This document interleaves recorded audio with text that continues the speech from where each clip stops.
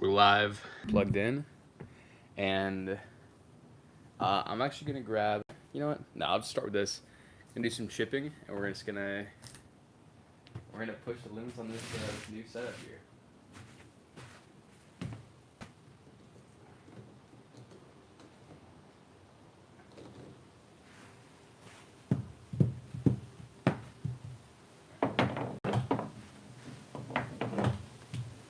All right.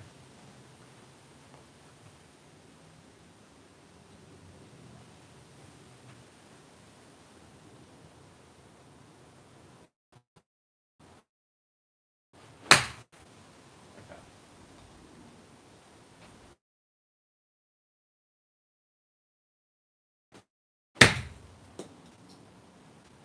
Ooh, it's a little scary.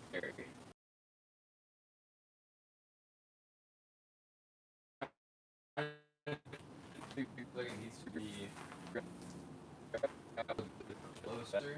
Best ways to have this.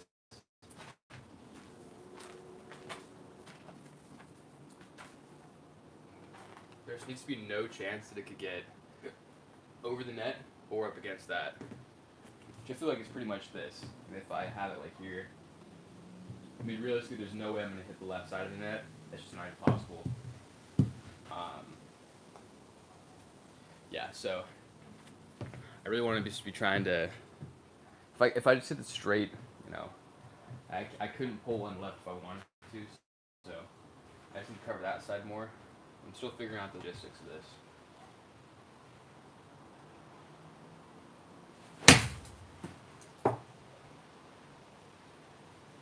Okay.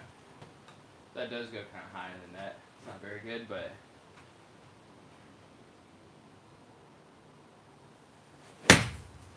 Holy sh! That's not good at all. Get this closer. Actually, you know what? I should probably just not use this club. I need to just use like an 8-iron or something. So I'm gonna grab that real quick.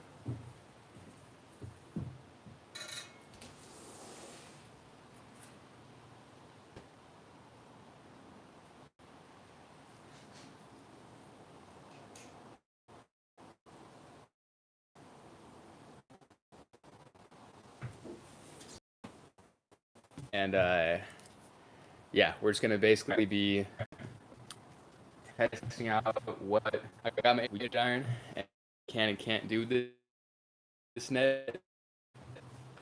So far, I just want to see like how we just how it actually up last night.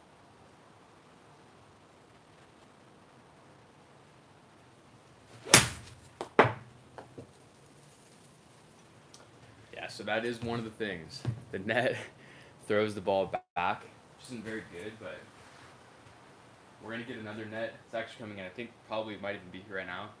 But to string up to the top and have to go down to the back in a diagonal, so it's not throwing the ball back at me.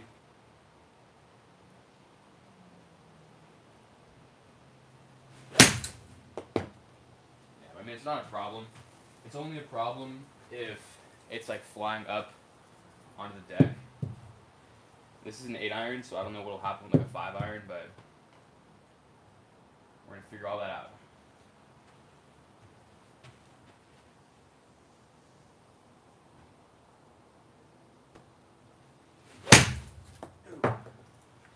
That was fat.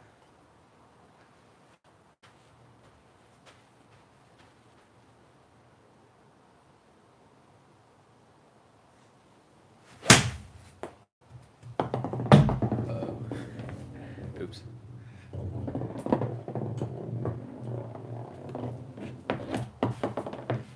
Oh.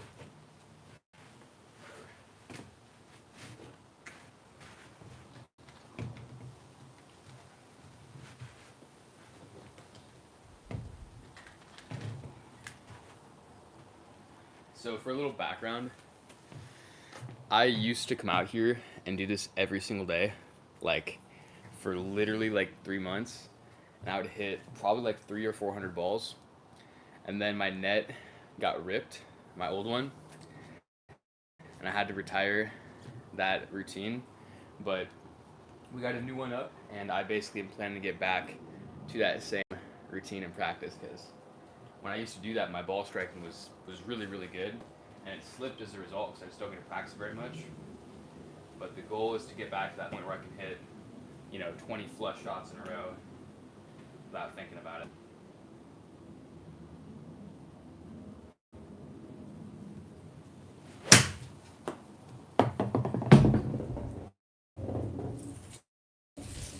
Tough.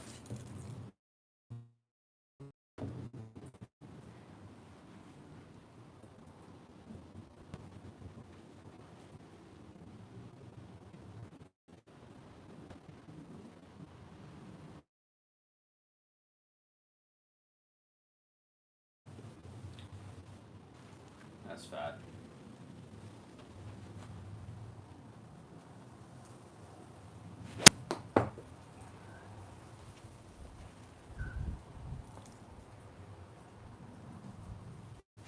So those are three distinctly different swings, and that's not good. I need to be getting back to a point where I can repeat the swing, because those all three felt different, and they all had three different results. So, need to focus on that.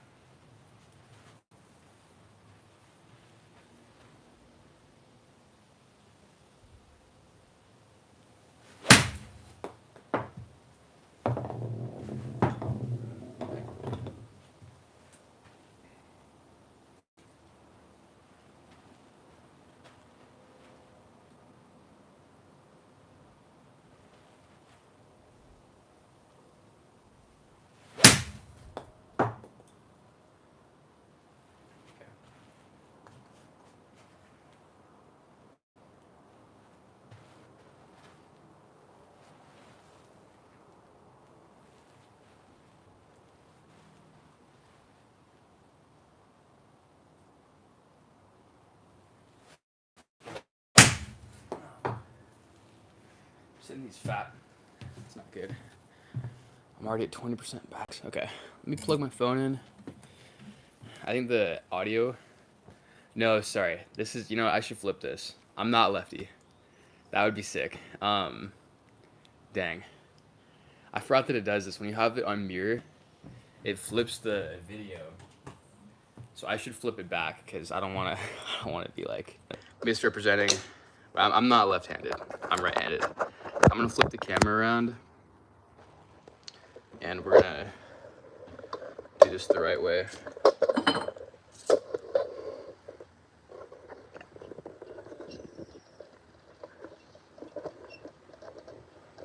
I would love to be left-handed, and I actually little fun fact. I play baseball. I played all growing up, and I bat left-handed. So in baseball, I can swing lefty, and that's what I do. But in golf, it's a lot harder to do that. I have a lefty club. I have a couple of them, and I want to try and learn it, but I can't do it, unfortunately. At least not with any consistency. Not yet. Maybe one day.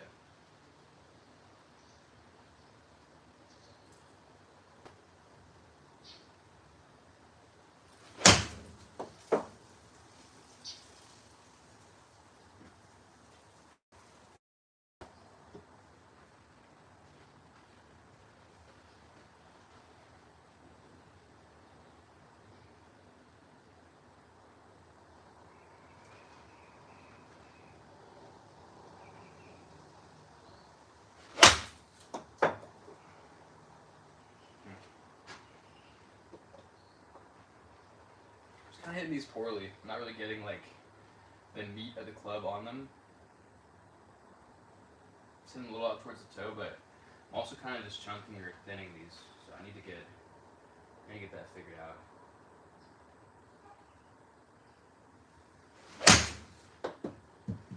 Like that. That's not good. Whatever. We'll figure it out. I'm trying to hit this front patch. Dig down through.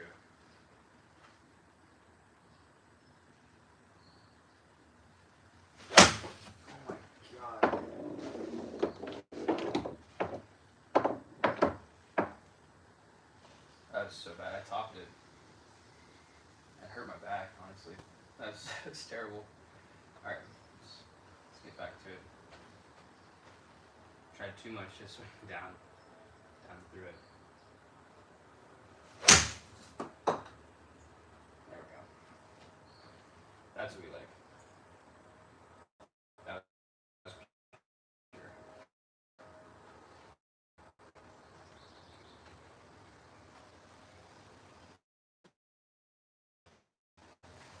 So like,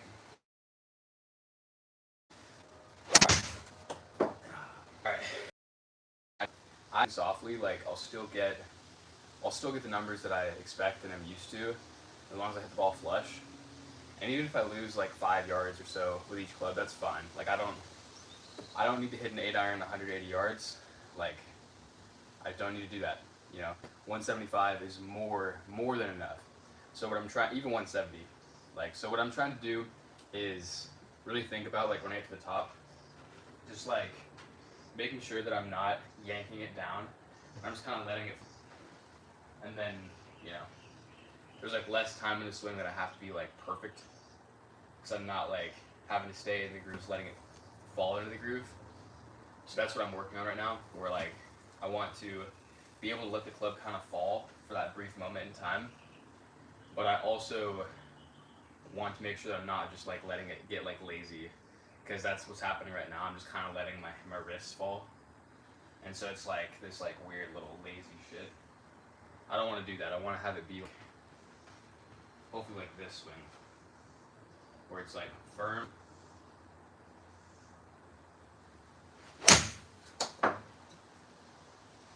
Yeah, exactly that. If I can do that every time, I'll be golden. That's what I like have to do with my long irons now, because I've gotten way too fast to the top with the long irons, but it started to happen with like shorter irons too. So I just want to like, and you can get away with it more with shorter irons, you know. So I'm trying to like really focus on making sure I do that with every club. That way I don't have to have like different swings for different clubs. So that's what I'm working on right now mentally. Is just letting the club kind of fall into the slot, and then swing from the bottom. Like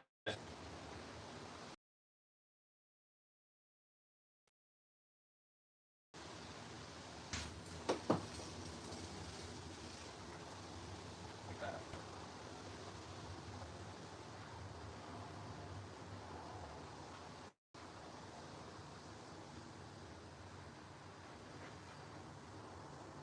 And then what's cool too about that is like you can still swing hard, like when you need to. If you need to like get over a tree and you gotta like loft it up, you can still swing hard, but like you never want to swing hard from the top. You always want to swing hard from the bottom. So I'll try and do that right here, where I swing hard, but I like really use my lower half of my legs to do it.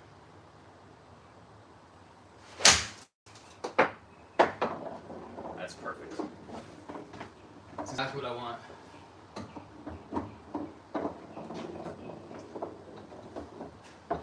And my camera's flipped, so I can't see if there's anyone in here right now, but I want to tell you guys a little funny story. So I wanted to start this series where I do like an actual handicap, because I've never actually had a legit handicap. I've just done kind of like a loose record of like what I've scored at different courses with like the course rating, and if I'm playing well, lately I'm shooting around like, about like 83, and so I just say like, yeah, like I'm a 12 handicap.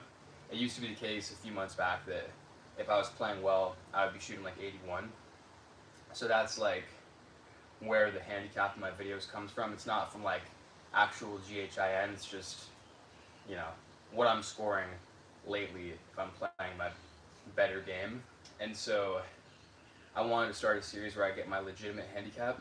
I like signed up for Gin 2 days ago, and I played around yesterday, the first one. And I've got the video edited, I'm gonna post it soon, but like, I shot a 98 from the blue tees, which is, it's embarrassing.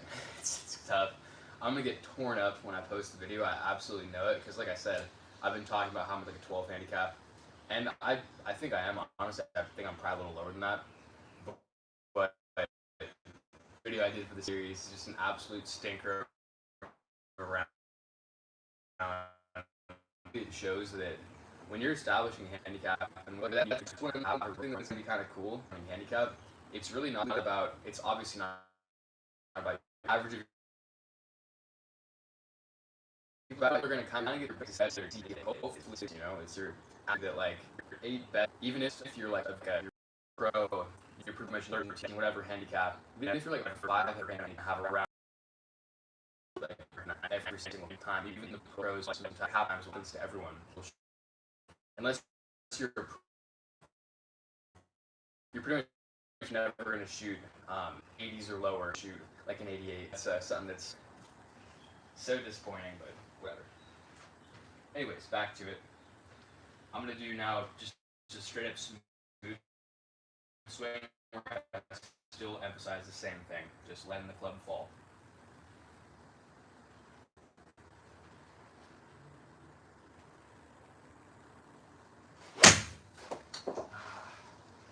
And I chunked it and hit the toe. Whatever, that's fine. I was shanking the ball a couple days ago, so hitting the toe now is a lot better. You obviously don't want to do either, but I would rather be hitting the ball on the toe every time than hitting the ball on the heel. So, yeah. Another one. No. Okay, so that's exactly what I'm talking about. I'm trying to be smooth, I'm trying to be just fluid, and I let my wrists get all lazy. Like I felt the moment that I came up, my wrists were all floppy. So I was just like flicking away. That's not good. You want to be firm, but you want to let the club be fluid. Just smooth swing, but just do all the work with my legs and then the club just fall into the slot. So I'm gonna try that one more time. Decent. Do it again.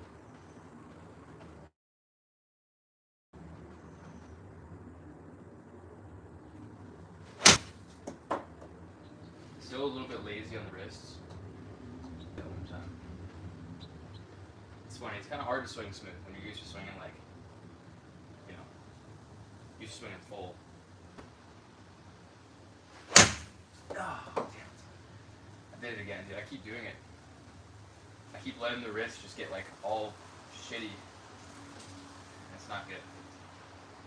I'll try and do like a regular swing to show what I'm talking about, like what I want to do. It's this. Oh my gosh. Well, it's not that. Whatever. I'll check some of these comments.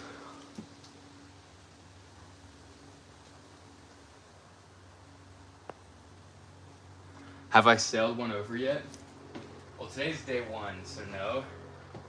But I honestly don't think that I will, because I don't use like high lofted wedges back here. It's just not. I'm not taking the chance. This is an 8-iron, and it's gone kind of like middle of the net, so that's where I kind of want to stay. This is more to practice irons. Damn it. Come on. I don't want that thin garbage. Need to hit in that fat part of the club.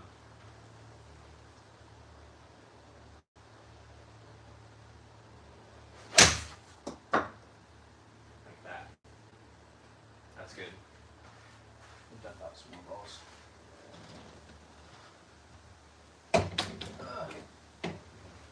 Got an actual basket now, that's nice.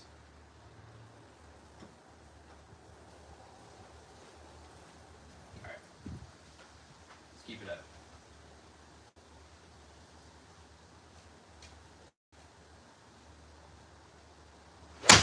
Oh no. Fat. Come on. I need to get steeper.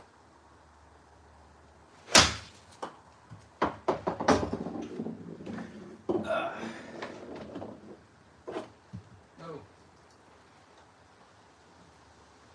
I need to like get like down through it.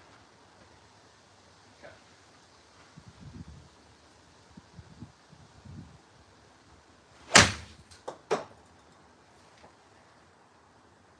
I'm still kind of hitting these fat. Oh my, oh my gosh. That's how fat I'm hitting these. There's an entire layer of green film on my 8-iron. Alright. I just like need to work my body through it a little better, I think, too.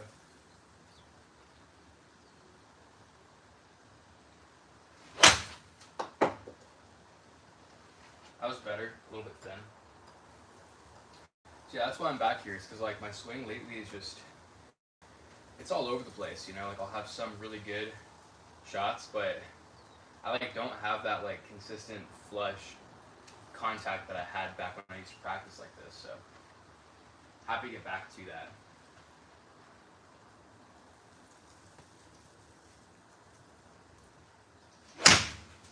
Jesus. Fat again. I'm like tearing up the mat making it so fat. Alright.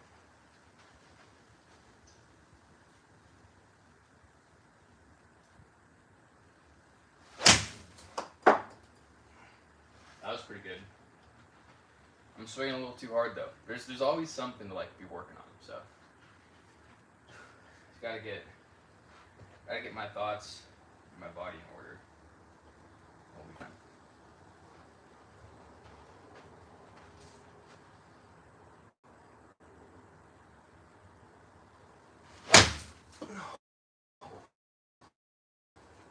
Jeez, dude. It's killing me. But like every one of these shots is just like slightly fat. So I'm just kind of just barely not hitting the ball right, but still I can feel it. Like it's not good. Hurts your body, hurts your soul hitting it fat. So let's get back to it.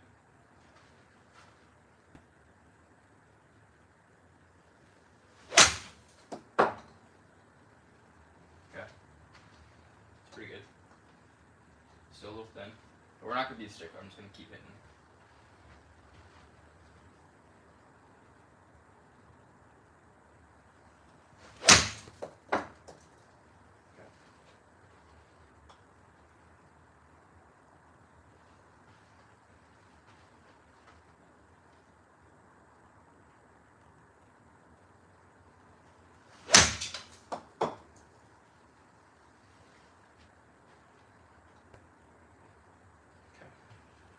Just keep it up.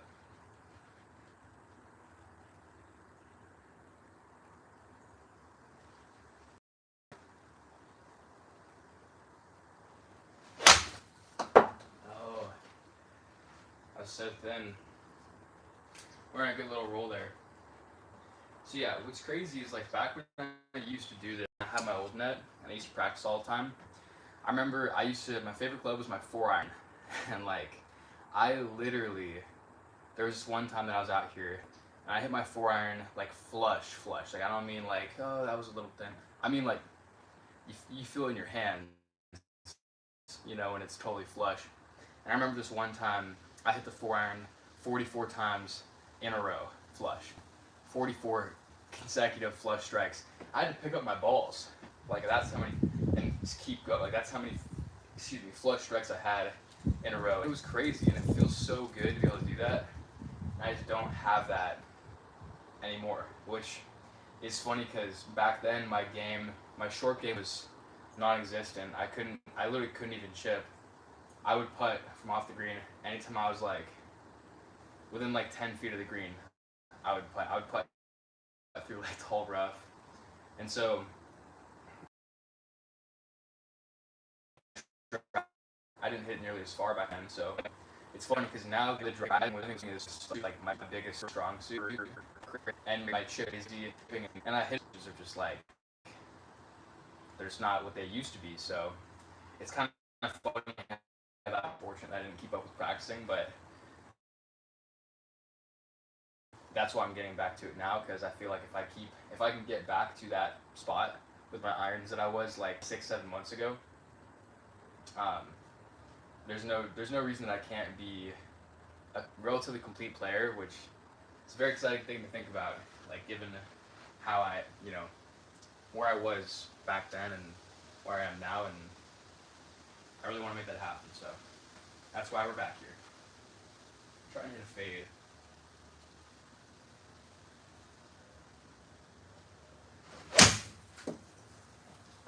That would have been a slice.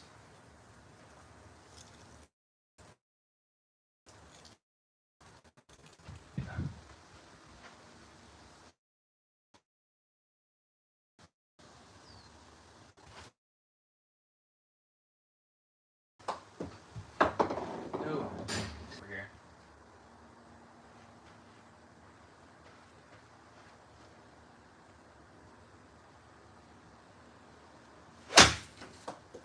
Oh shit.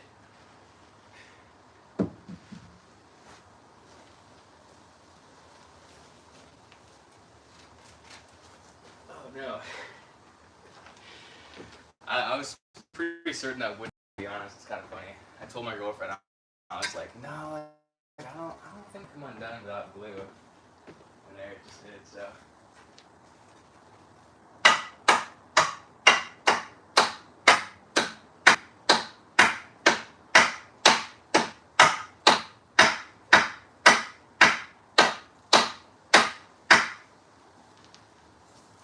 Okay.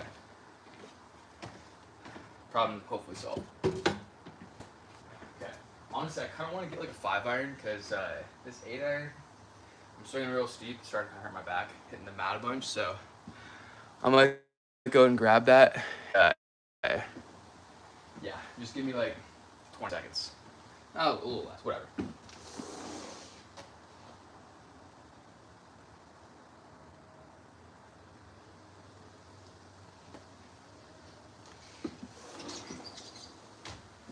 Yeah, so the 5-iron's gonna be a lot like, I'm not gonna be swinging so steep. I'm not gonna be taking like divots, so this should be a lot better on my body, which is what I need to make sure I keep that in order. I'm gonna be back here a bunch because it's really easy to kind of hurt yourself doing this a bunch, so I want that. Okay.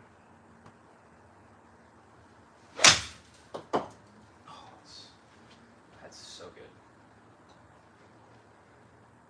And there's no mat contact, so it's, well, there's a little bit, but it's not the same, so love that.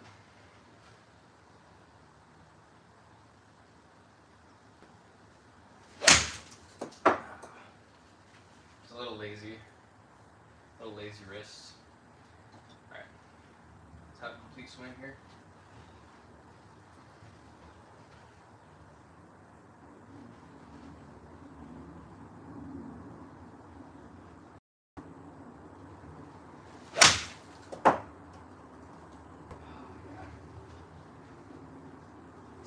I love that, dude. It's the best feeling there is.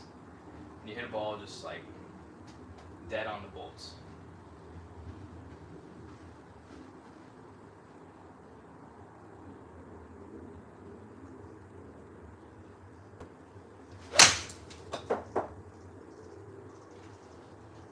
That's nice. One of the things I used to do back here is kind of funny. So, you hit these balls a bunch of times. Sometimes they start to get cracks. And I had this like hybrid club that I would use, and it became like a game where I would try and break the ball. And you kind of say how many hits it takes to break the ball once it starts to crack. And like, it's kind of interesting how the mental approach you take is not to just hit it as hard as you can, because that's not going to do anything. Like you got, and so you're swinging hard, but like you're so focused on proper contact that it like actually like it's a really good trainer for trying to swing harder, because you have to ball flush, and so like sometimes if you're trying to swing hard, your focus is just entirely on how hard you're swinging. But if you're trying to break the ball in half, like your focus has to be on making sure you hit it flush too. So I'm gonna try that right here real quick, like pretending this ball is like cracked or something. I'm gonna try and break the ball.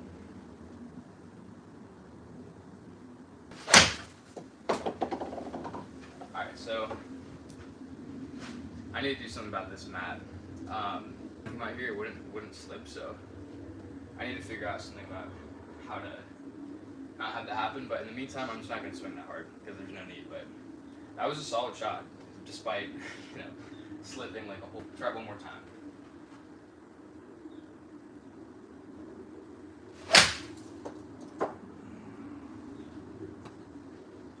Stinger.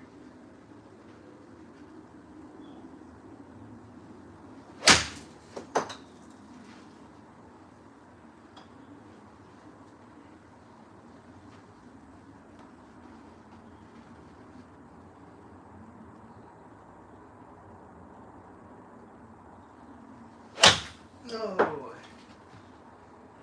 Last shot, I shanked it. That hurts.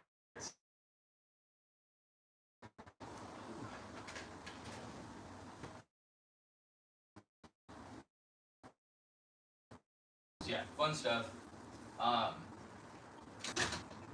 just so happy to have this back again. So it was like it's been since I could like actually. It's probably been like 4 or 5 months. And in that, and there's no denying that that's related.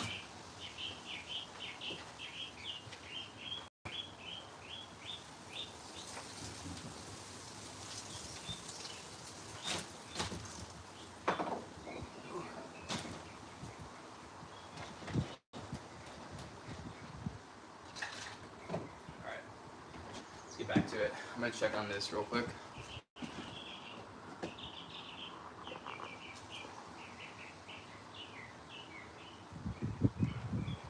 There's a lot of people in here, that's cool. I have messed around with opening the club face. But to be honest with you, like, I don't really get duck hooks, so the whole basis for it, I think it starts with my grip. My grip is just, like, fundamentally incorrect. The correct grip would be something like this. The palm is down, that V is facing you, okay?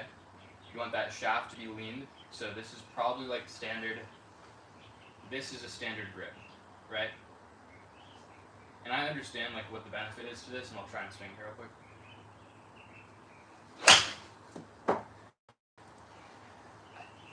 That literally happens every time I try and swing with a proper grip, with an open, with a square face. I don't really know why. I know, like I said, it has to do with poor mechanics.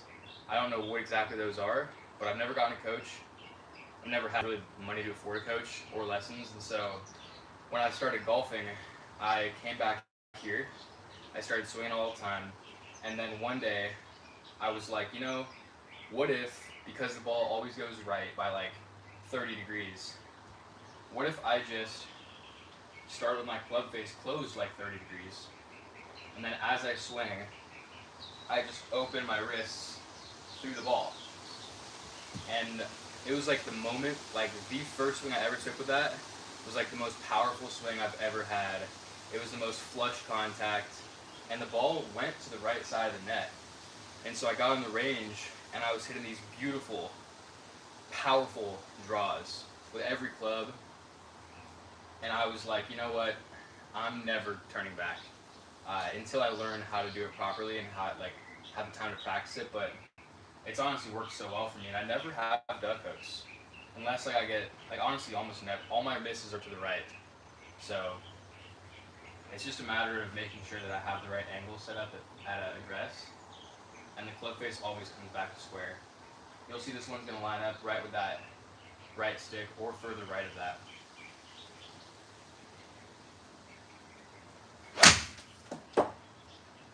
Yeah. So it's just the way that I swing. I know it's wrong, but it's worked so well for me that I don't want to mess with it.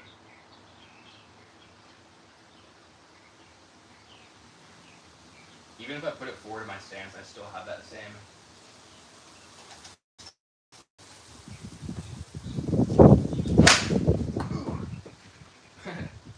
A ball return action. That was not a good swing though. That kind of hurt my back.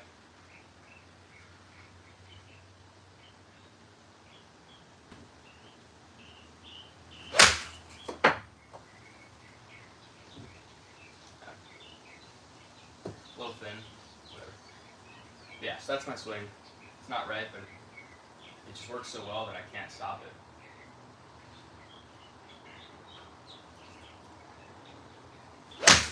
No. See, now I'm getting out of whack with my tempo. I'm starting to chunk it again. So I gotta get back to the right tempo. The best way I've found to do that is to either do one of two things. One, swing really smooth and just focus on hitting the ball. Or two, swing super hard.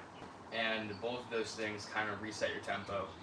I'm gonna try the smooth, and then we'll see if we can get back to some clean ball striking.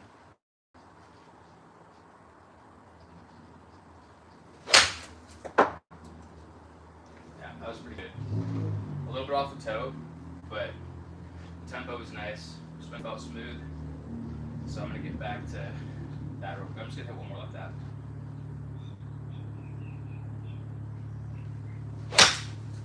No. I didn't do it. It's so hard sometimes, like when your tempo gets off by a bit, it's like so hard to get your body to get back in that rhythm. So let's do that one more time. Just smooth. Because that was not a smooth swing, that was way too hard. 180 yards. That's terrible. That's so bad. Crazy. Crazy how it shifts like so quickly.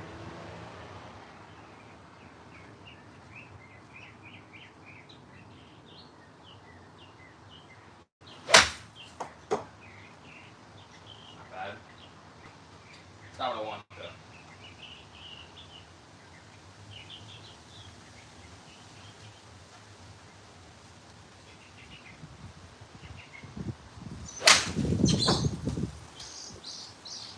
There we go. That's what we want.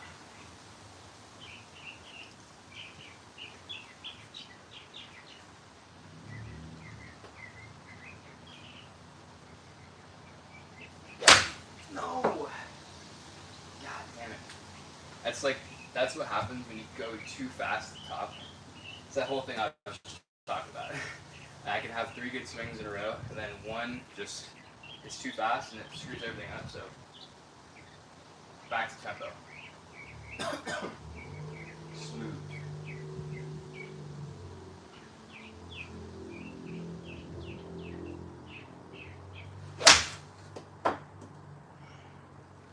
It's not bad, it's not great.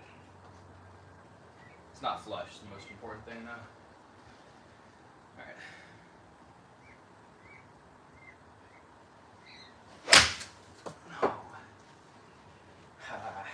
No, dude. I lost it. That's the thing too that's too bad is I don't know where these are hitting on the club face. So I'm hitting it chunky so you just can't really tell. But I'm just gonna move it back a little bit, try and hit a stinger. And that usually gets things back in a good rhythm as well.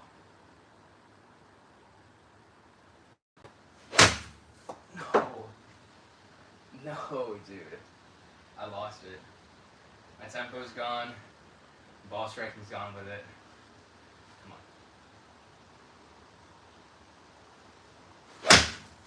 on. These are all just chunky. You can tell because the bottom of this is starting to get all green. That means I'm digging into it. Yeah. And look, I see there's a bunch of people talking about it in the comments. Like I said, I've been doing this for a very long time.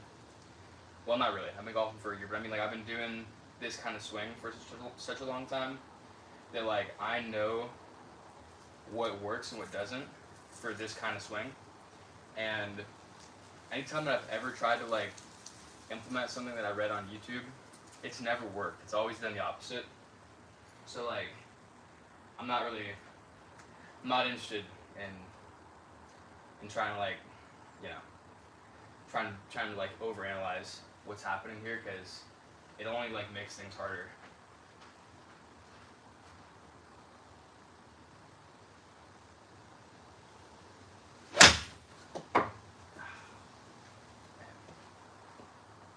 And these are all fine. Like, these shots would be fine on the course. It's just they wouldn't be going the right distance. They maybe go like 80 to 90% of the distance that they're supposed to. But I mean, you know, if you're trying to clear a gap or something, or there's hazards that you want to get over, that's not going to work out. You need that flush strike. So let's just get back to it. Flush.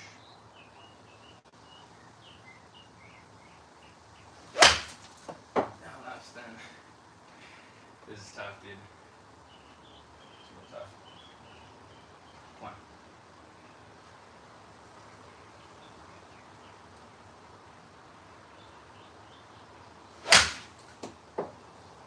That's not bad.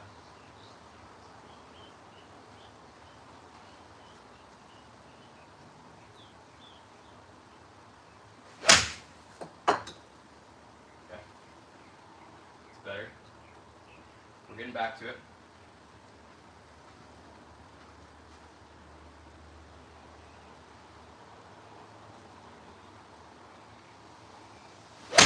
No. There we go. That's terrible. I need to grab a soda. But I need to figure this out first. Okay. Let's keep going.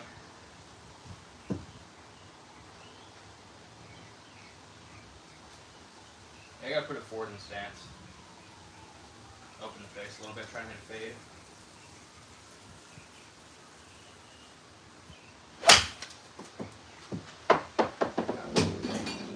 That did work out.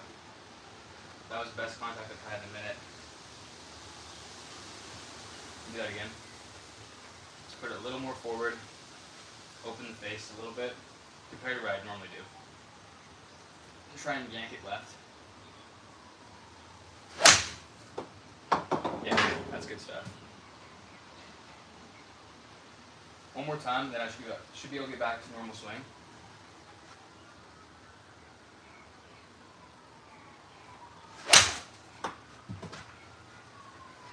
That was so pure. So that's what I want. That's what I'm trying to focus on. So now that I've got that back, I should be calibrated enough to be able to get, you know, back to my normal striking.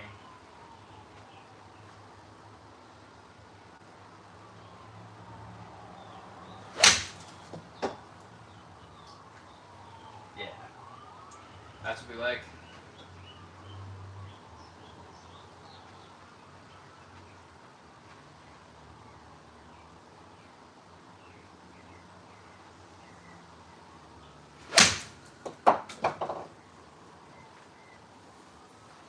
I need to get this mat to stop moving. It's moving like when I'm starting to swing. Like it's when I go for that that foot transfer of energy. That's when the mat kind of skids, and that's not good. So I need to figure something out about that.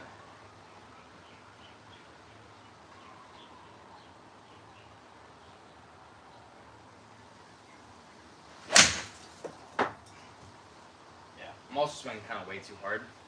That's what I was just talking about. Let's just get back to smooth. Smooth and flush is better than hard and crappy.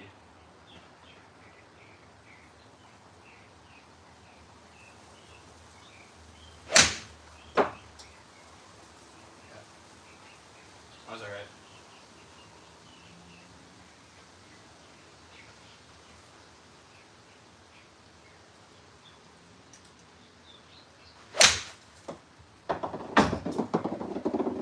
That was nice. That's the best swing I've taken in the last 5 minutes. Let's do it again.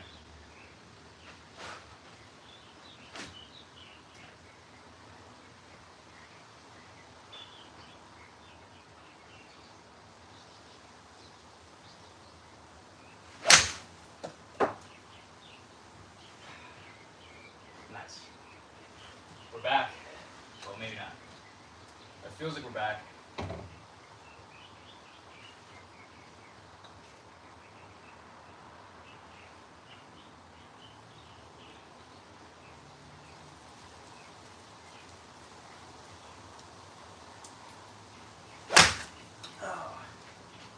That wasn't good. I can feel it at the top. The weight transfer was weird. The tempo was off. Let's take it easy. Stay down in the swing too, it's a big thing. keep popping up. Stay down, good tempo, rip it. Okay. Could be a little better.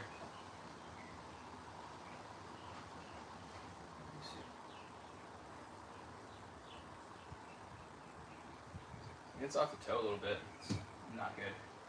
That's how you send one directly into that corner and break this thing.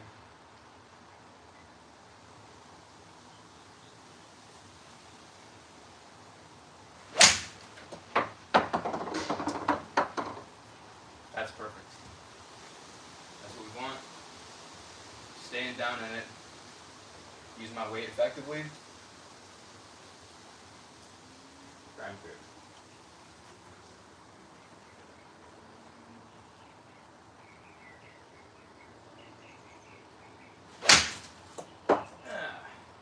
That wasn't very good. It was fine contact, but that would not have been a good swing on the course, I don't think.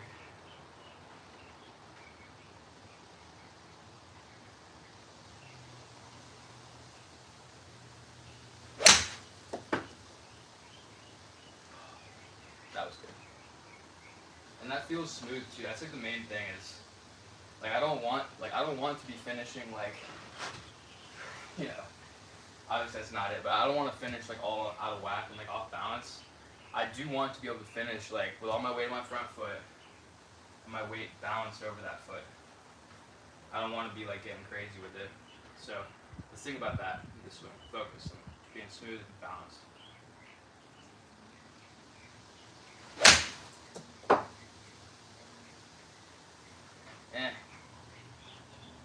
Bad contact.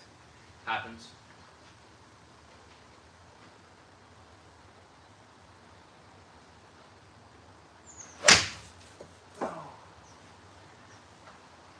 That's just not a good swing at all. Chunky, bad tempo. Okay.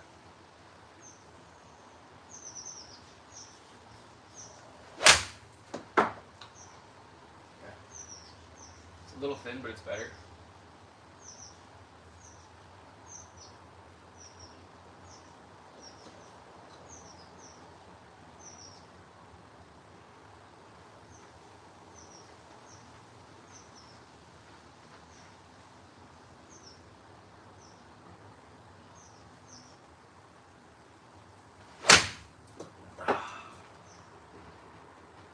Terrible. That's such a bad swing. Alright, now it's time. I was mentioning how if your tempo gets out of whack, you either want to swing softly or very hard. I'm going to swing super hard.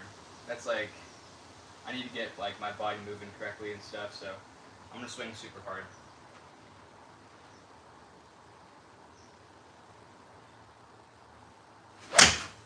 No. Oh, it's so bad. It's so bad. It's off the toe, or off the heel too, so one more time. Swing hard, but balanced. Come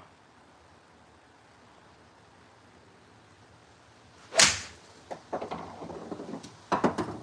There we go. Whew. I'm sweating. It's hot out here.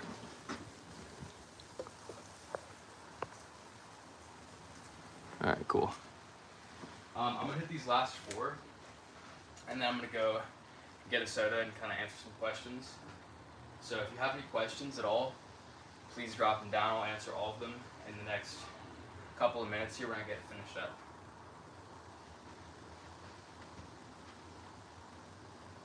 I need to be a little further from the ball, I think, to be honest.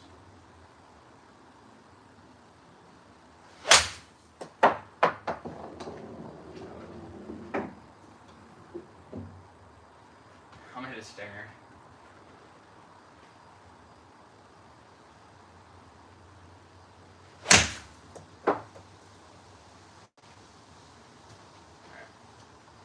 Now, I like to finish with one really smooth tempo tone and one really hard, also tempo tone, just to get a feel for how the body's supposed to be working. So, smooth one right here.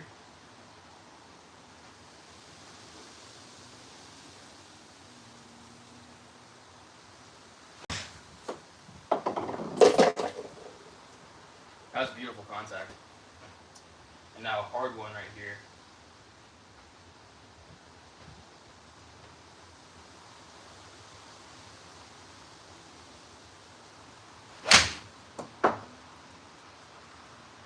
One more hard one. I need to end on a flush one. Hard and flush, that's all I need.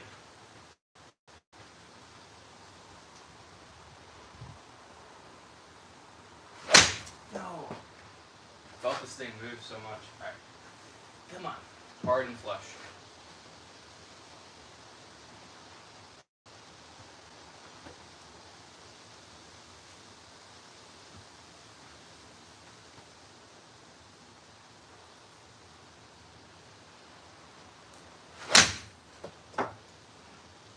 It's not flush. Come on. Come on. Let's do this.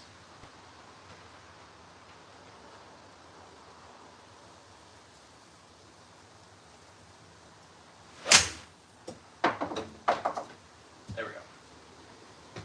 That was ripped. Whew. All right.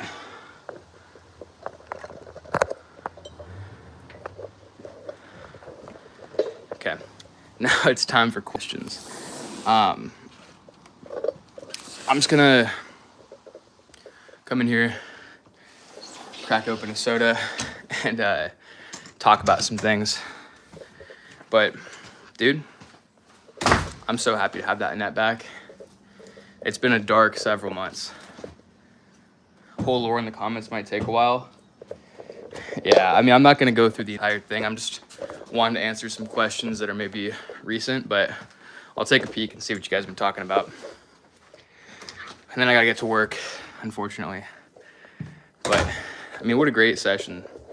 I probably hit like 100 balls total, and I feel like I learned a lot. I feel like I got a lot of the feelings down that I'm like trying to focus on. Also, new Mountain Dew flavor is crazy good. All right, let me just see what's the best angle for this. I need to go over here. Get some shipping supplies. All right. I'm not gonna spend too much time on this because, like I said, I gotta get to work, and I know you guys are more interested in seeing the golf than seeing me talk about golf, but you know, it's all good. Moose, how old am I? I'm 26. Just turned 26. Hitting into a net isn't the same as seeing what your ball flight's doing. Yeah, it's totally true. But the more the focus that I want to be, like the main focus of hitting into a net, like obviously you can't see where the ball is going, but in some instances that kind of helps you, because then the only thing that you have to really focus on is how flush you're hitting the ball. Because if you are seeing it fly out into the distance, then, you know, maybe if you're like the range close to me, there's like a top tracer, then it can be really easy to get caught up in how far the ball is going. And that's kind of the opposite of what I'm trying to focus on right now. But, you know, the main focus for this is just hitting the ball flush and feeling like I have a good tempo. Because right now, that's my biggest problem on the course. If I hit the ball flush, I know where it's going, you know? It's almost never the case that I'll hit the ball poorly and have it go left or right. It almost never happens. If I hit the ball flush, it's gonna be that same repeatable draw, like every time. So I just need to make sure that I can practice hitting the ball actually flush. But let me go take a look.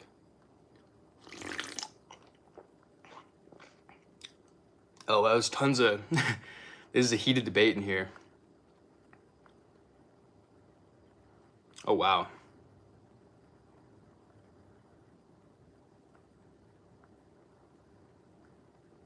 This is, there's so much to read. I don't even think I could be able to get through it.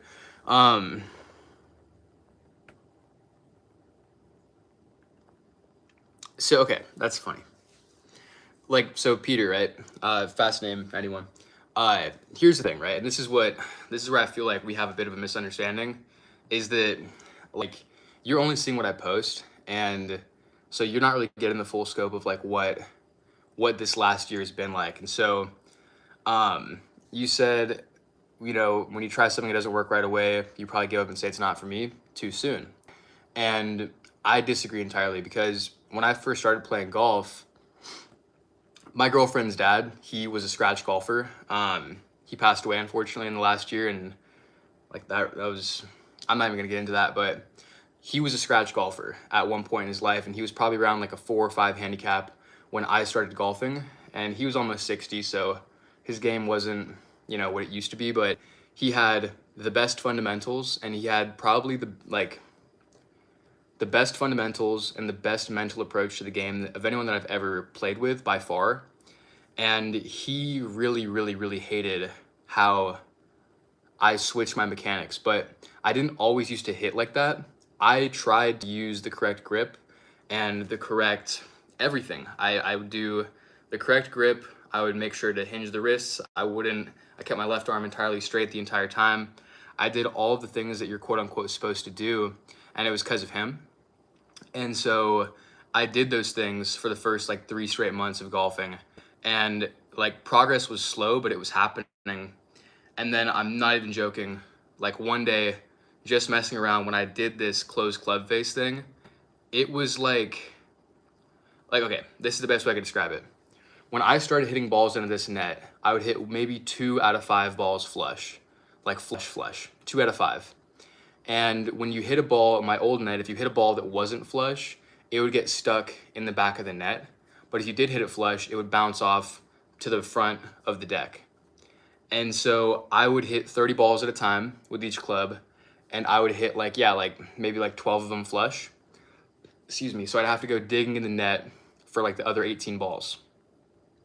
Well, the moment that I started closing the club face and I started swinging into that net, I literally would hit 25 to 5 flush shots compared to thin or, you know, chunky, whatever.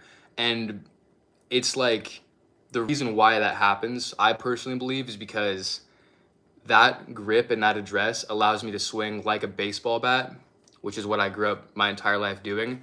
I can turn my elbows inside and I can rip through the ball. So it was like immediately the ball striking went off the charts compared to what I've been used to. And I'd been working hard, like very hard, for like 3 months prior to that to try and hit the ball just straight and flush. And I never found any consistent success doing that. And I literally, like, all I did was binge watch YouTube videos about how you're supposed to swing. And I would try and implement those. I'd video myself. That's how I started recording myself. It's like, okay, how's my form? How does it compare to what I'm seeing? How can I change X, X, X, and X? And then when I just made it entirely simple and just turned the club face in, it was like, I went from, like, no joke, I went from shooting in the 120s to shooting in the 90s in a matter of like 2 weeks. And it was because my irons I could finally hit. And so, don't get me wrong, like, I get where you're coming from, and I could understand how it could seem like I'm just taking a shortcut. And I feel like that's just not how things progressed. Like, I only stumbled upon this on accident, and it worked so well for me that I was like, why am I gonna spend so much extra time and effort to try and get back to where I could be if I just do this? So I guess it is a shortcut, but it works so well for me, and I've never experienced anything like it in terms of how easy it feels. And I just, I've just stuck with it, and it's done me extraordinarily well. So I'm gonna keep doing it. Why do you close your club at setup? Yeah, that's the whole thing. Okay. See, I'm reading the comments. There's a bunch of stuff. Okay. Yeah, so I'm super far from the bottom here, so I'm gonna try and get closer to the bottom. Just take one lesson, it will fix your grip and stance in an instant. Good potential, keep it up. Thank you, I appreciate that. And I do actually, like, I want to get a lesson soon. But there's a little bit different aspect to it that, like, I personally, like, okay, so I grew up playing baseball, and when I was younger, everyone that I know who had, like, rich parents, they had lessons. Like, Everyone had hitting lessons. And I didn't, not that like my parents wouldn't have gotten me hitting lessons if I asked, but I had a really, I had a nicely sized backyard for practicing hitting, like into a net, And I also had like just enough space to be able to practice pitching. I had like a 70-foot grass patch where I could kind of build a mound and throw at a specific target. And so all I ever asked from my parents was for a net, a tee, wiffle balls, and pitching square that shows you like, outside, high, whatever. And so that was all that I had by choice, you could say. But at the same time, like I incessantly spent hours and hours and hours just living in the backyard, like every single day, just practicing until I had to come inside, until it was dark. And when I came inside, I watched baseball like all night. I would watch MLB Tonight. I'd watch Quick Pitch. I would be, in the meantime, on my iPod, I would be looking up player stats on Baseball Reference. Like, I lived and breathed baseball. It was my whole life. And I was not good at baseball, when I first started. And I was extraordinarily undersized. And so all these kids that I grew up around who had been getting lessons, who had all the access to whatever they wanted, they just didn't really put in the work. And I was. And so it became a big point of pride for me that like I'm playing, as time went on and we got bigger, I was still always undersized, but I could throw harder than like everyone that I ever played with. Like no one that I played with ever really went on to pursue college baseball. And I taught myself how to switch hit. I was a switch hitter. And I became like a better left-hand batter than right-handed, all through just practicing obsessively. And then on top of that, like my defense was top fucking tier because I was always doing these drills in the backyard on like terrible grass where you have to be like perfect because the ball is bouncing all over the place. And so if I ever got to play on like a nice field, it was over. Like I was totally like locked in. And so a big part of like my personality coming into golf was that in baseball, my entire life in baseball was built around having, outworked everyone, and like making up for what I lacked in size because I knew that I had the determination and the love for the game to practice more than everyone that I knew because I loved practicing. It was the most fun thing ever for me. And if I wasn't practicing, like I said, I was looking up everything that there ever was to know about any baseball player, about their swings, about how they talk about hitting, about how they talk about fielding, everything under the sun. And so when I came into golf, that's exactly what I've done. Like the entire time that I've golfed for the last 13 months, all that I think about is golf. All that I watch on the internet is golf. All that I do in my free time is practice, and I work solely to be able to pay for golf. So, I understand where everyone's coming from and saying like, oh, like such and such, like you just need to get a lesson, it'll change everything. And oh, like, like all these things, you name it. But personally, I have a lot of pride in doing it on my own and seeing how far I can get by myself. That's what's fun for it. Like that's what's fun about it for me. And when I played baseball, like I said, no one that I knew who was the shit when we were kids, they never went on to play college baseball. And I didn't play college baseball immediately. I went off to a UC and I pursued that for a couple of years, and then I came back home and I started my business, and I kind of didn't really do any baseball for like 5 years. But when I came back and started playing men's baseball, I immediately like got right back into being obsessed. I went and practiced hitting for a few months with my friends. I got my arm back to a decent spot. You can never really get your arm back if you take 5 years off from 18 to 23, but I went and I walked on at the local community college. It like literally the community college that's local to me, the closest one, won the NorCal championship last year. So they were the best junior college in all of Northern California. And they went and they played in the state championship against, and this is the top division. It's called the Big Eight. If you're in the Sacramento area and you played baseball growing up, this is like the best. This is the best place you can possibly be there were kids when I tried out for this team, right? I was 24 when tryouts started, and I hadn't played, like I said, in like 5 years. And I'm out there like 6 years older than everyone. And some of these kids, a kid came from Japan to play for this team. He moved from Japan to play at Sierra College.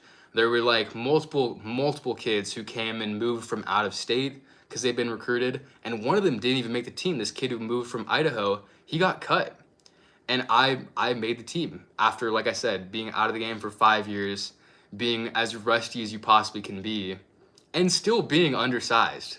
Like, anyways, the whole point that I'm getting at is that every bit of success that I ever had in baseball, it happened not because I had coaches. And honestly, every time that I had a hitting coach, it kind of messed with my game because they didn't want me to do things my way and augment those things.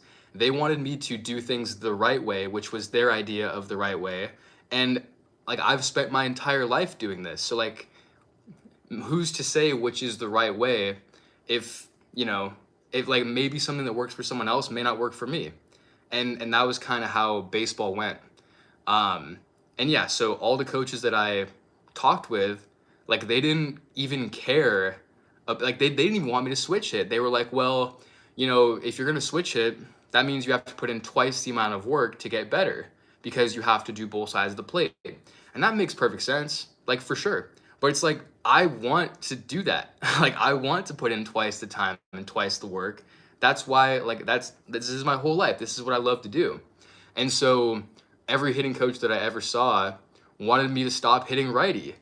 And it's like, you guys see, I golf righty. Like, this is my natural side. It's where my hand-eye coordination is. Like, why would I stop that? Like, that's a huge, just like, to be a switch hitter is such a big advantage in baseball. And so basically, I had a really negative experience with coaches growing up, and they always seemed to basically, like, in a nutshell, they seemed to kind of discredit and disregard the work that I'd put in. And they wanted me to abandon everything that I ever learned to do things their way, because no other way is going to be successful. And the last coach that I ever saw, I was 16 years old, and he literally told me that you will never play college baseball if you keep trying to do things your way. I'm not even joking. And he was like the top dog in the area. He was like $100 an hour a lesson, which in 2016 was huge. And everyone that it was in the whole Sacramento area that I ever heard of knew this guy's name, and he was renowned as being the best hitting coach there was. And what happened? I went and played college baseball 6 years later as a 24-year-old who was washed up and had lost like 80% of my muscular structure. Like, I basically came from sitting on the couch for like 6 years. And so anyways, the whole point of what I'm getting at, to say it for the millionth different time, is just that, like, I've always trusted myself to put in the time to get better at the things that I love to do, and paying a coach to do that, or paying a coach to tell me to abandon what I've learned, is just crazy to me. I would never, like, why would I ever do that? Especially if what I've done has worked. And so, that's kind of like a bit of what I was saying the other day is like it would be one thing if I was like toiling in the mud, like stuck in the sand for the last 8 months, but I've become so much better of a golfer every single month that I've golfed.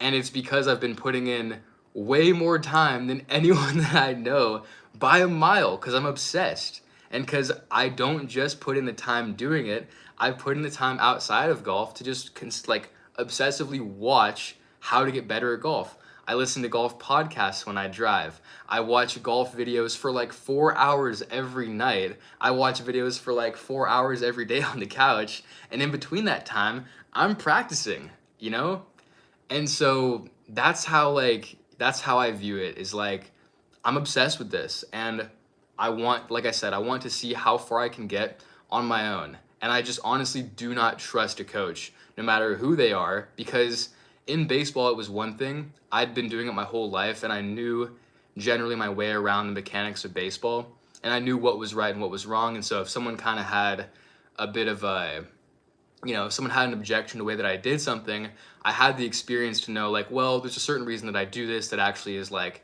this is fine, But in golf, like I'm relatively fresh to this whole thing. So if someone comes in and tweaks things that are going to affect me negatively, I won't even have the experience to know that. So that's why I'm so averse to getting a coach. That's why I've been so averse to getting lessons. And that's honestly why I'm so stubborn when people comment tips for me to do, because I know that one, they got those probably from a coach who worked specifically with them about their swing. And everyone's swing is different, everyone's body's different. And so like what might work for one person, you have no idea if it's gonna work for someone else. And so I just like I'm very, very careful not to mess with what I've kind of built upon. So that's where I'm coming from on that whole thing. So, and I know that makes people very mad, you know, but like I don't really care, you know, like it's my game and it's my swing and I'm gonna keep doing it. You should go into your backswing, stop at the very top of your backswing and see where your club is. The club was vertical with very little wrist hinge. That's 100% true. And the reason why I do that is because when I come down, okay, when I come down, you can't really see it. It is vertical. And when I come down, I use my elbows to get into the slot and use my body to work through the ball. And there's really nothing wrong with that. And I know that that's not quote unquote correct, but that's what Jon Rahm does. And he drives the ball like 360 yards. And honestly, this is one of the things too. One of the big reasons to do the wrist hinge is to get more power. And I don't want more power. Like truthfully, I don't need it. I don't want it. I don't need it. I'm driving the ball further than I've ever done. I just played a round yesterday and I had like 5 or 6 drives that went over 320. Like I had like 4 that went over 330. I drove the green on a 330-yard hole. And so I don't need power. And I don't need to do things that make the swing more complicated and make it longer just to get a few extra yards. I don't want that. Like this whole point of me talking about what I was working on out there is like that I need to work on being more controlled and focusing less on swinging hard. Cause like I don't want the extra distance, to be honest. So I don't want to get the club more I don't want to get my wrists hinged to have one more thing to worry about, being that I have to turn the wrists. I don't want to do that. So why are you crying? Cause I'm sad, dude. I'm sad. People are coaching me. Fundamentals are key. That's why yeah, I'm not even gonna entertain that. Inspire me to practice while listening to this. Thank you. I appreciate that. And that's honestly, dude, that's kind of the whole point of this, is that I feel like the most important thing you can possibly do for your swing is to practice. Like just practice, get used to the feeling of hitting the ball flush, and then from that point you can tweak little things. And that is the best way to do it, because if you get caught up in mechanics before you even try and practice, you're screwed. Like you're never going to be like you still have to put in that time and practice to get the right, you know, contact and the right points at impact. And so this is one thing too that I want to say really quickly. I've taken slow-mo videos of my swing and I've looked at slow-mo videos of professionals, and even though I pull the club back weird, I have a closed face, whatever it might be, from the moment that I'm parallel to the ground with the club and the moment that I'm through the ball, it looks the exact same as what I see. And so I just don't really want to fix it. I don't want to change it. What's a problem you would be willing to pay a decent amount of money to solve? I mean, like golf related, that's a good question. The one thing that I do want to learn how to do is I want to learn how to hit proper pitch shots. And I don't mean like low pitch shots. I mean like how when you watch pros and you watch really anyone who's an experienced golfer, they know how to hit shots from like 40 to 70 yards that have some height to them, but they're not like flop shots. You know, it's not like they're like coming out and swinging super hard under the ball. Like they can get steep and pop the ball up in the air and have it land softly from like 40 to 60 yards. I would pay a lot of money to be able to do that, because that's something that I haven't really had much success trying. That's one thing that I would love to get more information about. Go self-taught to scratch. It's more fun that way. I completely agree. I think that would be awesome. That was actually that was the first name I ever had for this channel. I would love to be able to go from, from nothing to scratch just by, figuring out on my own. And people have done that. He just got back from hitting in the net. You should rewind if you want to see him hit. Wow, this is really interesting. Not.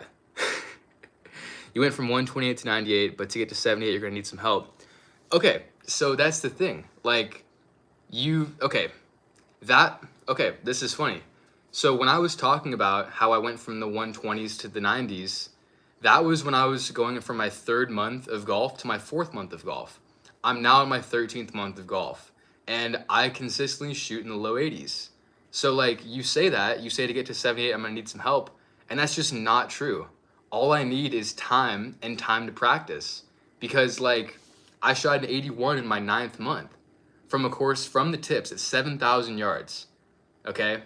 And like, it's not the hardest course in the world. The course rating's only 71.7 from that distance, so it's a very flat course. But there's OB on like more than half the holes. There's tall trees lining every fairway. It's a standard course, and the average par 4 is like 400 yards. So,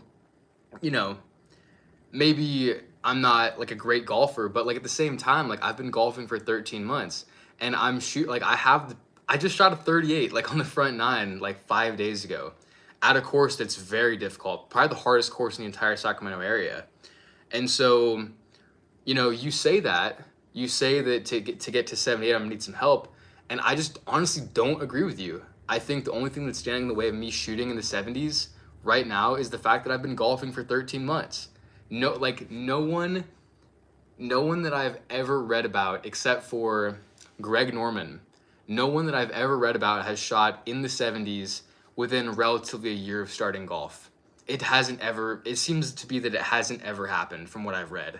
And I'm sure people have done it and it's not very well documented, but it's like people always come at me with this like, oh, like if you don't listen to this, you're never gonna shoot in the 70s. And it's like, well, like, I don't think so, dude. I think that, I've been having like about 10 to 12 pars every round.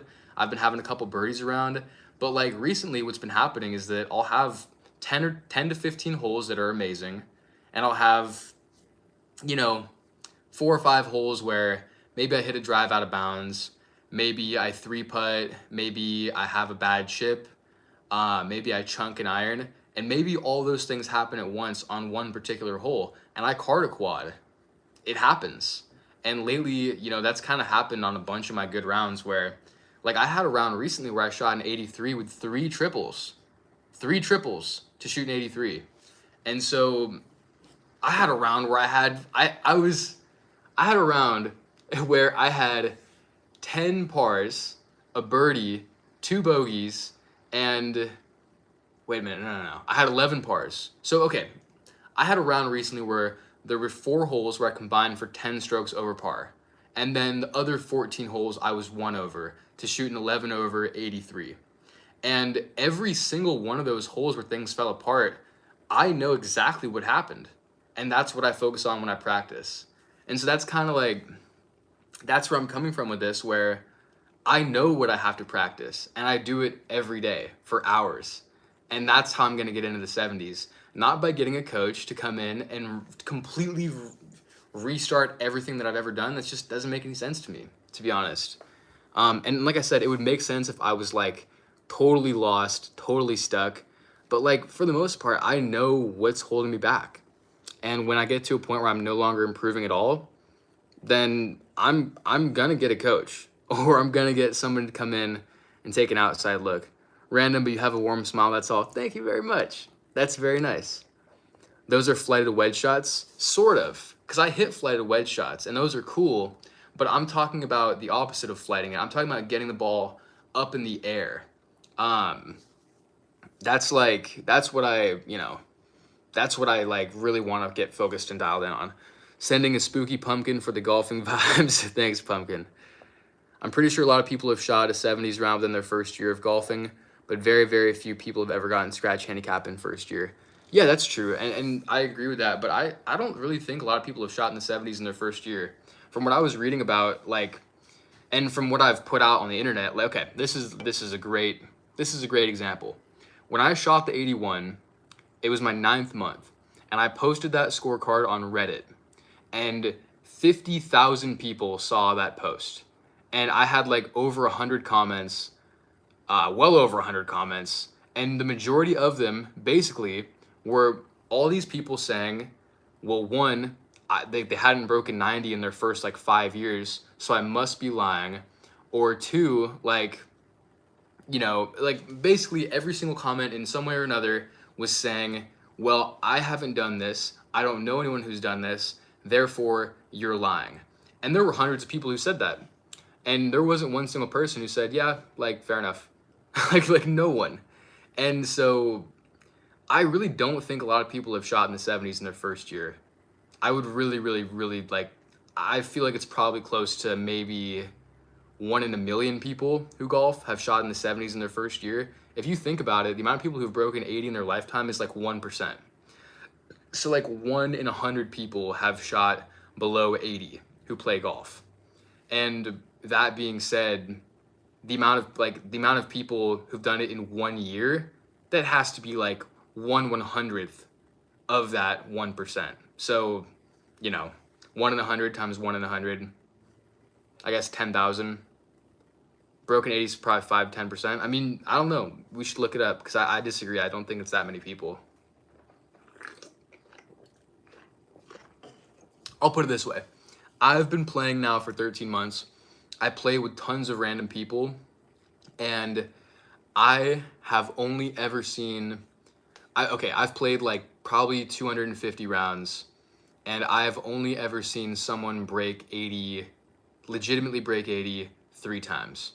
And I've played, like I said, played like 250 rounds, and I've probably played 100 of those rounds with at least 2, sometimes 3 people that I've never met, like strangers. And I've seen some really great golf, but I've only ever seen a round under 83 times.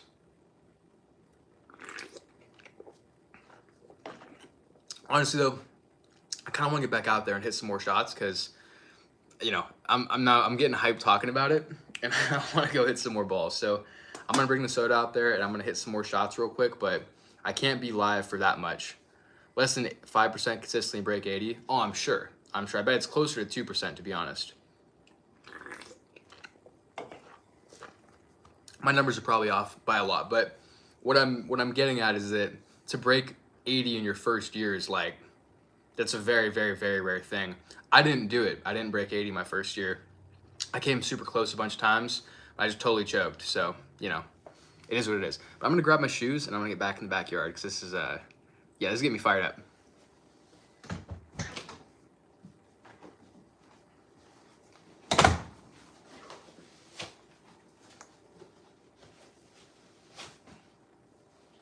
Okay. And I'm thinking 6 iron. 6 iron's the club this time, I think. That would be a good one. I'm only gonna hit like probably, I don't know, like 10, 15 balls. I don't wanna be taking forever to do this. I just got lucky with mine, everything on fire that day. Haven't been able to since. Hey, congrats on breaking 80 though. That's epic. And like to be able to hold it together to actually like finish with a score under 80 is the hardest part. So, I mean, that's awesome. I'm gonna get out there, and like I said, yeah, like 10, 15 shots max, and then I gotta actually get to work, because, you know, gotta work to be able to pay for golf. Yeah.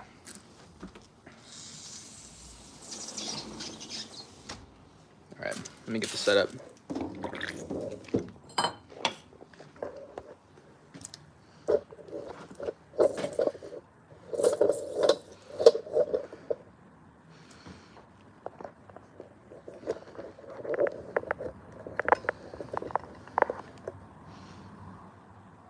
Okay. All right, I think that's good. Let's see. Ooh.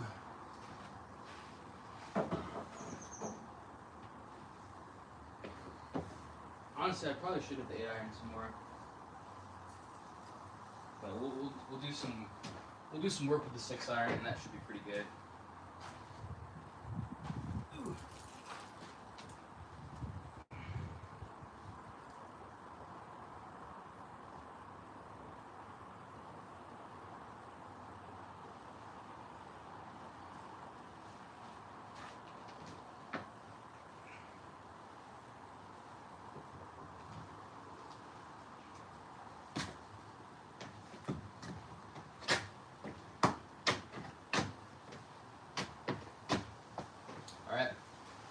do this. I'll move this further this way. Excuse me. You can't really see. We bump this up.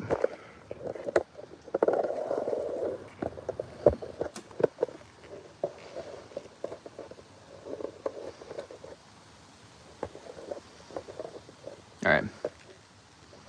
That should be solid.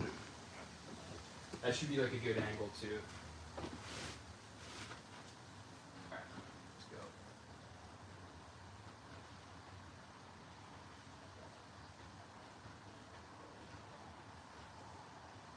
Feels short. This, oh my goodness. This is my 9 iron. I was about to say, like, wait, what? Why does it feel so small? Okay. That's what she said.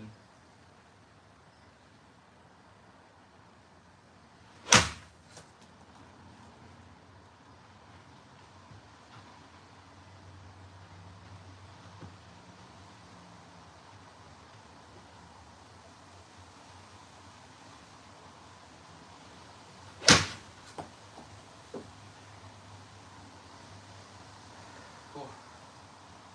Starting off flush is always good. My back is hurting though. I need to go back to the 5 iron.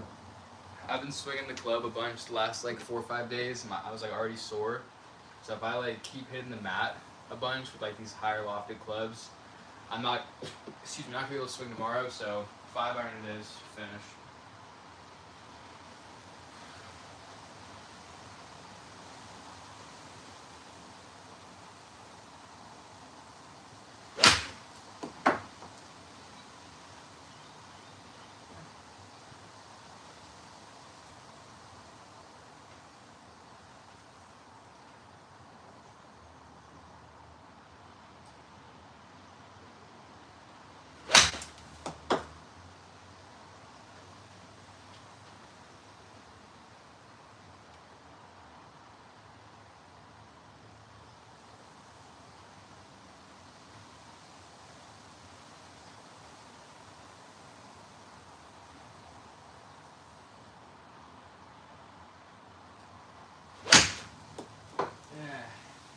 It's bad. I'm like popping up.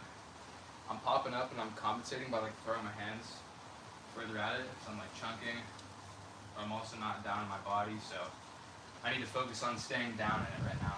Just stay through the ball. Let your weight do the work. Oh, that was so bad. That's just a straight up chunk. I stayed down in it though.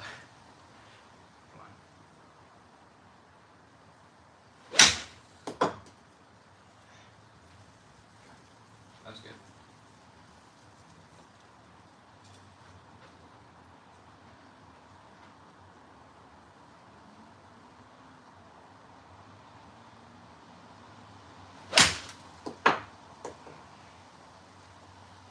Sweet. So far this is going solid, but if I could finish the rest of these and hit them all flush, that would be an awesome way to wrap this up.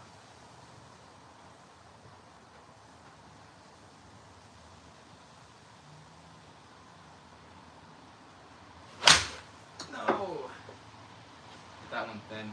This mat keeps moving on me too. I need to get that figured out. That's not good.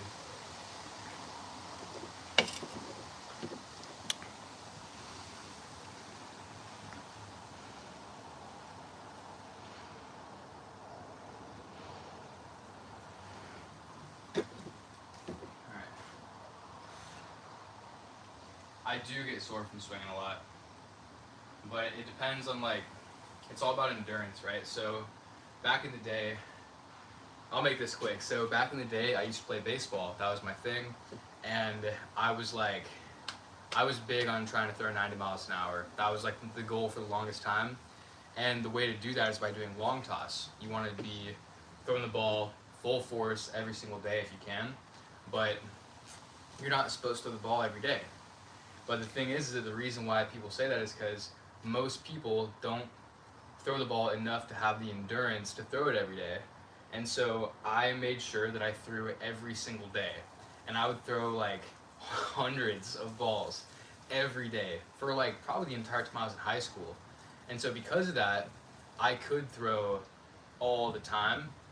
But if, say that I was only throwing like full force once every like 4 or 5 days, and that's what your body gets conditioned to, and then I would only be able to throw full force once every 5 days, and I'd be sore the other three. And so, yeah, like in high school, if I trained to be able to throw 100 times full force every day, I could rely on myself to do that. So with golf, I used to do like 200 to 300 swings a day, and at first I would be sore, I'd get like blisters and shit. But then once I started to kind of do that every day, it got to a point where it didn't affect me really at all. So that's what I want to get back to. But lately I haven't been at that level of endurance, and so I haven't been able to swing without getting sore, which kind of sucks. So I do get sore right now. Hopefully in like the next like few weeks to a month, I'll be able to kind of get back and do like a level of endurance where I'm not going to be sore from swinging a couple hundred times a day.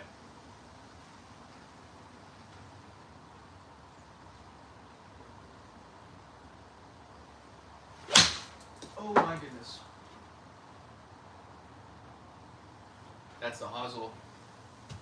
That is so bad. I'm standing too close, and I'm reaching out at the ball.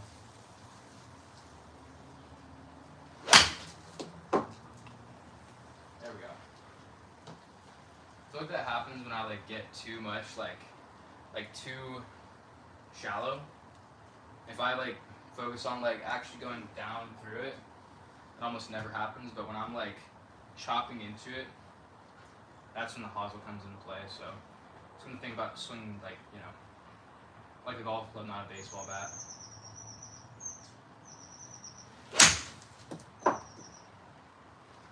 Would you look at that? No hosel.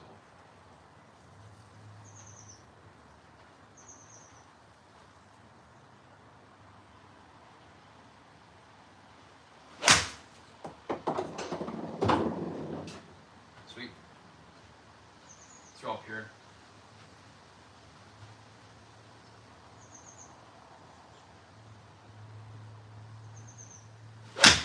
No. Swung too hard, got too cocky. Smooth, steep, straight.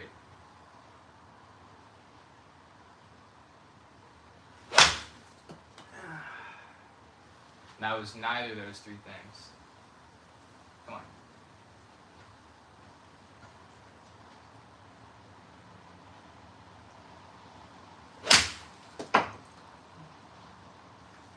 There we go.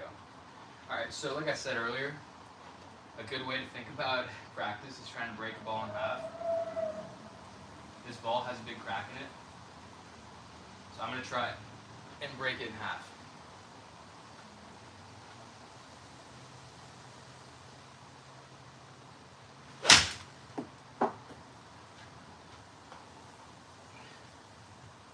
Alright, so that's one swing.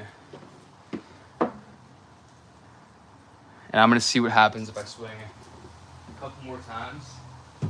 I'd love to try and break this ball.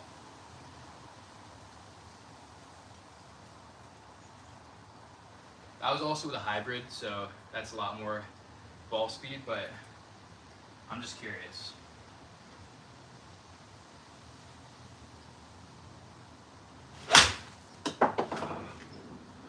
Then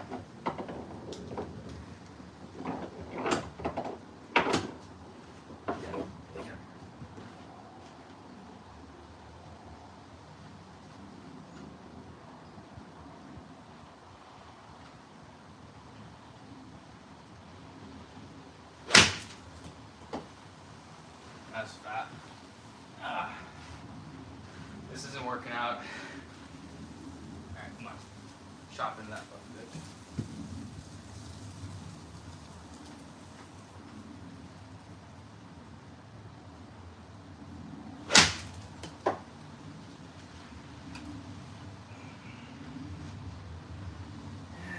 It's cracking. I'm just not hitting the ball square. It's not good. It's not gonna make it crack.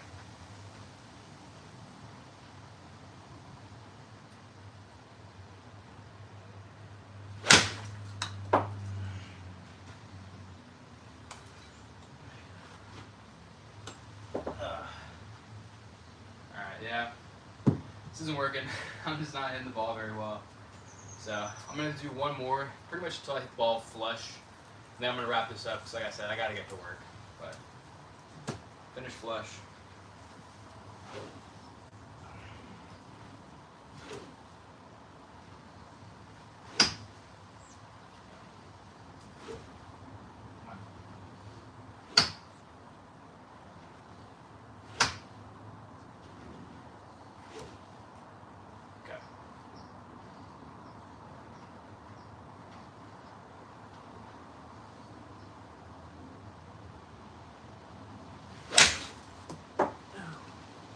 That was good.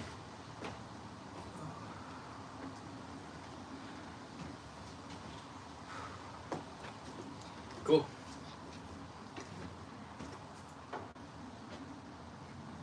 That was a good time.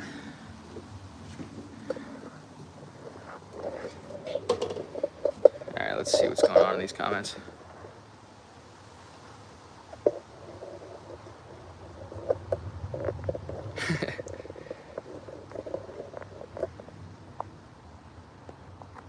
Alright, so let's see. I wish I had started a bit earlier. If I hit 100 balls on driving range, I'd be sore for a couple days. Yeah, I mean, I'm not gonna lie. Like, I only swung, like, lately, I've been only swinging like 3 times a week. Now it's gonna change because I got this set up last night, but I would be sore for like a couple of days if I took 100 swings without, you know, having the endurance. But I really want to be able to get my endurance back. Nice swing, jackass. That's funny. Any tips for stopping to cast? I don't know. I'm not really like, my swing knowledge is very particular to my swing, and actually there's one that I think, so this is a big problem that I see a lot of people have, where like if you want to hit the ball hard, you know, like it makes sense intuitively to like want to like, you know, it's okay. In baseball, if you want to hit the ball as hard as you can, you try and pull the ball. If you're doing max exit velocity off of a tee, you're instructed to try and hit the ball as hard as you can, like towards shortstop. And the way to do that is to pretty much pull everything open and launch to the left side. And so in golf, that can happen too subconsciously, like wanting to hit the ball hard. You think that you need to like pull everything to the left. But the real power in a golf swing comes from lagging at the top and using gravity to your advantage. And so when you do that, you're like getting rid of all the gravity you've built up, all the potential energy. And so when I think about hitting a golf ball, like one of the biggest things is knowing that when I get to the actual point of contact, my wrists are closed. Or sorry. My wrists are like, they're like open, you know? And you do want to like, basically, you want to unhinge your wrists through the ball, but you never want to do it before you hit the ball. You want to be in the process of doing it as you're making contact. And so like a good drill for that, like what you're talking about, is to think about if you wanted to throw this club, like if you wanted to like do a 2-hand toss into the range, you wouldn't like throw it from back here, you would throw it from the front. And so that's a good way to like stop casting your wrists early, is to basically like think about if you wanted to hurl this thing as far as you could straight in front of you. That's pretty much my only tip for it. All right.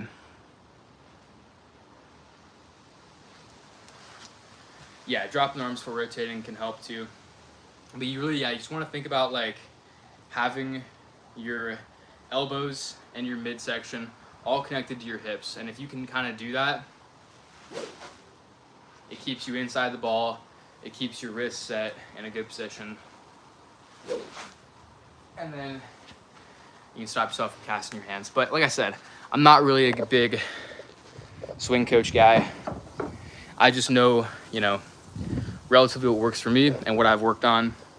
And I don't like to give tips because I feel like it can put thoughts in your head that, one, may not work for you, but two, they may give you more things to think about than you need to during your swing, because when you're swinging, you want to be thinking about as few things as possible. So having tons of swing thoughts and tons of like mechanical cues can lead you very quickly to swing paralysis. I don't want to influence anyone to find themselves in that position. Yeah. Also, really funny, quick little side note. A lot of people have been commenting saying, like asking if I'm bald because I'm always wearing a hat. So I think it's kind of funny that like, I'm so far from bald, but I will be bald soon. I'm gonna shave my head for Halloween. Unrelated entirely, but yeah, I'm not bald. I just, you know, just always got a hat on because I feel like it's golf appropriate, but I've actually got damn near an afro when my hat is off. So that's why I'm always wearing a hat. You don't want to see this in the golf course. You don't want to see it in general. But yeah, so anyways, I'm gonna call it. It's been a long and fun live, but I gotta get started with work. So thank you guys for hanging out. This has been very successful. When I checked earlier, there was like 200 people in here, which is nuts. So very cool. Very happy you guys have enjoyed this, and I will be back probably tomorrow because I'm gonna be doing probably like hundreds of swings a day again now that I have this mat back in my life, which is just the coolest thing ever. So I'll see you guys soon, and thanks for hanging out. Peace. You too, Brandon. Have a good one.